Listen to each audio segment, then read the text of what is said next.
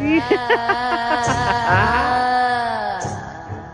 few minutes later.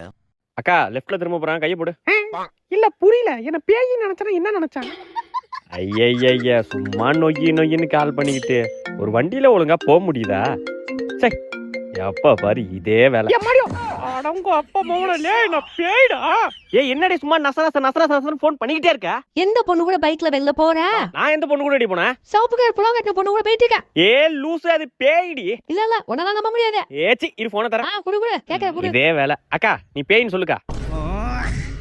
ஏச்சி சீக்கிரம் நீ பேயின்னு சொல்லு. மாடி நான் பேய்மா. அப்பாடி பேய் தானா? சரி கொஞ்ச நேரம் உட்காந்துட்டு போயிடணும் சரியா? சரிம்மா. உன்கிட்ட போன் கூட. எப்ப பாரு சந்தேகம்க்கா, கொஞ்ச நேரம் உட்காருக்கா.